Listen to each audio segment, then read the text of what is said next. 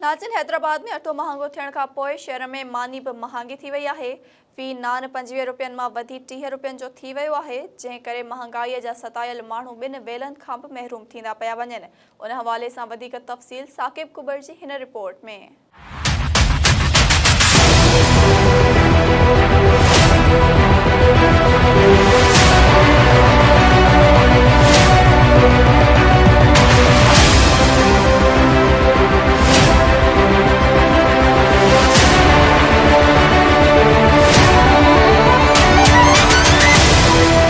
अॼुकल्ह जे ज़माने में ग़रीब ऐं पोरे तबिके ते हर नओं सिज का ॻरी ऐं बुरी ख़बर खणी उभिरे थो।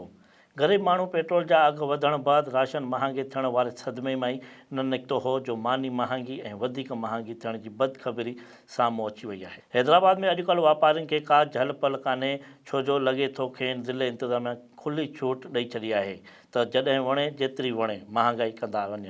ॿियनि वांगुरु नान भाई बि पुठिते छो रहनि, उन्हनि बि नान जो अघु 25 मां वधाए 30 रुपया करे छॾियो आहे ऐं हुननि शीरमाल हाउसनि जा मालिक चवनि था अवाम ॿार त नाहे जो खेनि सम्झ में न अचे त मानी छो महांगी थी आहे। सर पहिरियां 25 रुपया हुयो, हाणे 30 रुपया आहे ऐं अटो महांगो थी वियो आहे, गैस बि महांगो थी वियो आहे, लाइट आहे, हर शइ, मज़दूरनि जी मज़दूरी वधी वई आहे। उनजे करे लाज़मी मजबूरी आहे, असां उनजे करे वधायो आहे। ताफ़तान सर 70 रुपये हो, हाणे 80 रुपये थी वियो आहे। मतिलब त अघु बि वधीक अवाम ॾिए ऐं कावड़ बि उन्हनि ग़रीबनि ते। ये इन्होंने गलत बढ़ाए हैं। मैं हैदराबाद शहर में 25 रुपये का नान मैंने रात को लिया है और ये यहाँ पे ये 30 रुपये का दे रहे हैं। ये जुल्म है। और ना आटा महंगा हुआ है, ना मैदा महंगा हुआ। मैं खुद इनका यानी होलसेलर हूँ, इनको बेचता हूँ। कोई महंगा नहीं है, बल्कि तेल भी सस्ता हो गया है। इन्होंने पता नहीं क्यों इन्होंने महंगाई की है। बस साईं महंगाई इतनी हो गई है, क्या करें, खाना भी मुश्किल हो गया है। पहले लेते थे 15 रुपये का, उसके बाद हुआ 20 का, फिर हुआ 25 का, 30 रुपये का हो गया है। रोज़ाना आते नहीं। यहाँ हर चीज़ महंगी है, कोई भी सस्ता नहीं है। हमें शहर से लानी पड़ती है। वहाँ मार्केट में 100 रुपये किलो प्याज है, यहाँ पर ये 150 रुपये किलो दे रहे हैं। 30 रुपया का है यहाँ नान। गरीब माण्हू छा करे, हीअं हुकूमत आई महंगाई करे वेठी आहे। पहिरियां 20 रुपया, वरी 25, हाणे 30 रुपया।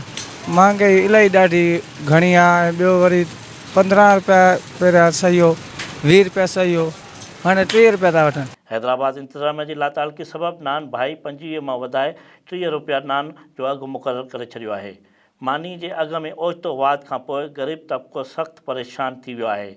मानीअ जे अघनि में ॻाटे टोड़ अघनि खां पोइ उहे ग़रीब केॾांहुं वञनि। कैमरामैन हुज़ूर बख़्श सां गॾु साकिब कुबर, SS न्यूज़, हैदराबाद।